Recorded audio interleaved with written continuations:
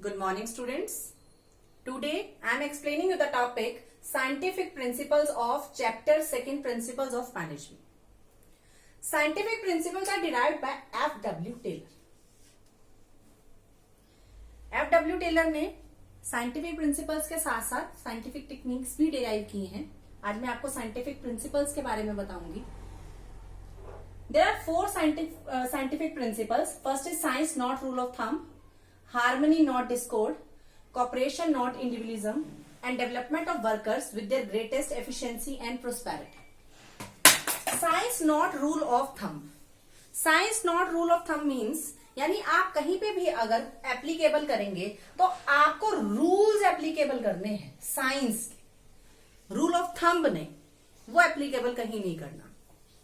यानी आपकी इंट्यूशन कहीं पे काम नहीं आएगी कि मेरी इंट्यूशन कह रही है कि ऐसा होगा, या एक्सपीरियंस के बेसिस पे कि यानी लास्ट टाइम जो हुआ था कि आज भी वैसा ही होगा. हो सकता है सिचुएशन हो, बट टाइम का तो डिफरेंस है कि पहले टाइम कुछ और था, अब कुछ और है. Hit and miss method. Hit and miss method का मतलब होता है, जैसे एक छोटा सा एग्जांपल है.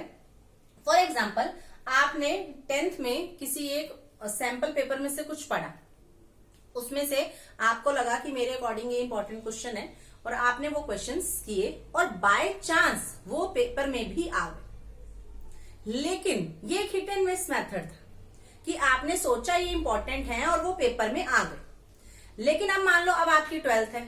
12th में भी आप ये सोचने लगो कि 10th में तो मैंने जो बताया था कि ये टॉपिक से इंपॉर्टेंट है और वो टॉपिक पेपर में आ गए थे, तो मैं 12th में भी मैं गैस लगा लेता हूं कि ये टॉपिक इंपॉर्टेंट है और वो पेपर में आ जाए. नो, ये एक हिट और मिस मेथड होता है. वो बाय चांस हो गया कि आपने सोचा और वो चीज आ गई, लेकिन ऐसा कोई जरूरी नहीं है कि 12th में भी ऐसा ही होगा. तो that is science, not of rule of thumb. यानी आपको साइंस को एप्लीकेबल करना है, हर चीज साइंटिफिकली करनी है, रूल ऑफ थंब नहीं करना, हिट और मिस मेथड्स का यूज नहीं करना आपको. Second is harmony, not discord. Taylor क्या कहता है? टेलर कहता है there are two groups in an organization. First is worker and second is management. दो ग्रुप होते हैं, वर्कर्स और मैनेजमेंट. अब वर्कर्स क्या सोचते हैं और मैनेजमेंट क्या सोचता है? वर्कर सोचते हैं कि दे आर अंडरपेड, यानी कि हम अंडरपेड हैं, जितना काम हम कर रहे हैं हमें उसके अकॉर्डिंग सैलरी और वेजेस या रेम्यूनरेशन नहीं मिल रहा है. दूसरा, ओवर बर्डन, यानी उनपे काम का बर्डन ज्यादा है, ये वर्कर सोचते हैं. मैनेजमेंट क्या सोचता है कि workers are good for nothing, कि वर्कर्स किसी भी काम के लिए अच्छा ही नहीं, good for nothing and paid unnecessary, और उसे फालतू में पेमेंट दी जा रही है कि वो तो कोई काम करता ही नहीं. तो ये दो ग्रुप्स होते हैं एक ऑर्गेनाइजेशन में और दोनों ही एक दूसरे के बारे में गलत सोचते हैं. तो टेलर क्या इंसिस्ट करता है? टेलर इंसिस्ट करता है कि हमें क्या करना है, डेवलप करनी है positive thinking between these two groups, workers and management. Avoid conflicts, कोशिश करनी है कि कॉन्फ्लिक्ट्स को अवॉइड किया जा सके. And realize each other importance, और इन दोनों को एक दूसरे की इंपॉर्टेंस समझनी पड़ेगी, क्योंकि ये दोनों एक दूसरे के बिना अधूरे हैं. ना तो मैनेजमेंट के बिना कोई ऑर्गेनाइजेशन चल सकती है, ना ही वर्कर्स के बिना. तो उनमें ये चीजों को क्रिएट करना पड़ेगा, हार्मनी क्रिएट करनी पड़ेगी. Third is cooperation, not individual. This is the extension of harmony, not discord. Same है, उसका थोड़ा सा वाइडर पार्ट. ये क्या कहता है कॉपरेशन में? To win the confidence by participating worker in decision making. बाकी तो यही है, लेकिन हमें क्या करना है कि जो अल्टीमेट टास्क होता है वो वर्कर्स को परफॉर्म करना होता है. तो ऑर्गेनाइजेशन को क्या चाहिए, मैनेजमेंट को क्या चाहिए कि डिसीजन मेकिंग में वर्कर्स का भी इन्वॉल्वमेंट हो. जब वर्कर्स का उसमें इन्वॉल्वमेंट होगा तो क्या होगा, उनका कॉन्फिडेंस डेवलप होगा.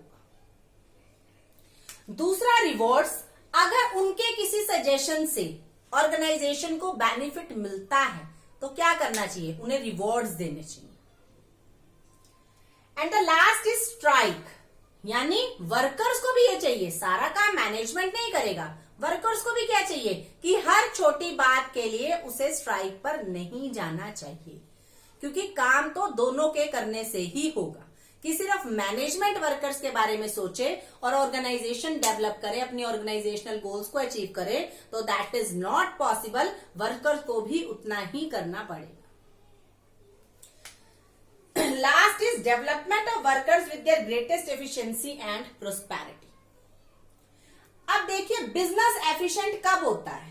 बिजनेस एफिशिएंट तब होता है जब उसके वर्कर्स एफिशिएंट होते हैं।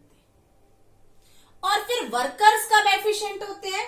वर्कर्स तब एफिशिएंट होते हैं जब उन्हें प्रॉपर ट्रेनिंग प्रोवाइड की जाती है, टाइम टू टाइम उनके डेवलपमेंट पे काम किया जाता है।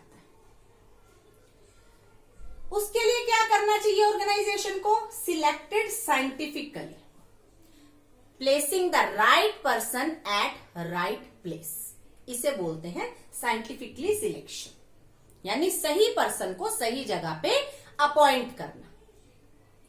दूसरा, assigned work according to their capability, यानी उनको जो काम देना है वो उनकी कैपेबिलिटी, उनकी स्किल, नॉलेज, इंटरेस्ट के बेसिस पे प्रोवाइड करना है। अगर हम किसी पर्सन को उसके इंटरेस्ट के अगेंस्ट को कोई काम देते हैं तो उससे रिसोर्सेज की भी वेस्टेज होती है, टाइम की भी वेस्टेज होती है। इसीलिए काम को उसकी कैपेबिलिटी के अकॉर्डिंग ही प्रोवाइड करना चाहिए।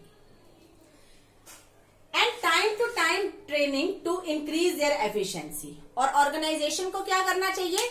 वर्कर्स की एफिशिएंसी को इंक्रीज करने के लिए टाइम टू टाइम उनके ट्रेनिंग और डेवलपमेंट के लिए काम करना चाहिए। उससे ऑर्गेनाइजेशन के साथ वर्कर्स तो डेवलप होंगे ही होंगे, लेकिन ऑर्गेनाइजेशन का भी डेवलपमेंट। तो मैंने आपको 4 प्रिंसिपल्स पढ़ाए। First, science not rule of thumb, harmony not discord, cooperation not individualism जो एक्सटेंशन है हार्मनी नॉट डिस्कॉर्ड का, और development of workers with their greatest efficiency and prosperity. Thank you and have a nice day.